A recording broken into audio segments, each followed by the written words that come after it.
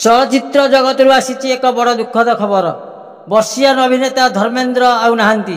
89 वर्ष बयस धर्मेंद्र शेष निश्वास त्याग करछंती। किछि दिन है धर्मेंद्र खराब स्वास्थ्य कारण हॉस्पिटल चिकित्सित होते।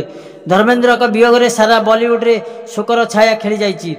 मुंबईर ब्रिज कैंडी हॉस्पिटल धर्मेंद्र चिकित्सित होते पर घर को निया घरे रही धर्मेंद्र चिकित्सित होते। मात्र आज से समस्त को छाड़ी परलोक गमन कर सूचना मिली। एक रिपोर्ट मुताबक धर्मेंद्र को अंतिम संस्कार पवन श्मशान श्वासक्रिया धर्मेंद्र कष्ट अनुभव करते।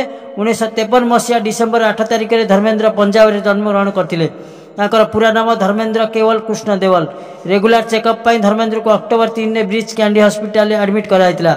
नवेम्बर 10 में स्वास्थ्यावस्था बिगड़ी जाता। देखा करने पत्नी हेमा मालिनी, पुओ सनी देवल, झील ईशा देवल, नाती करण देवल, राजवीर देवल, अभय देवल हॉस्पिटल पहुंचते। एसत सलमान खान, शाहरुख खान, गोविंदा, अमीषा पटेल परी बहु अभिनेता देखा करने हॉस्पिटल पहुंचते।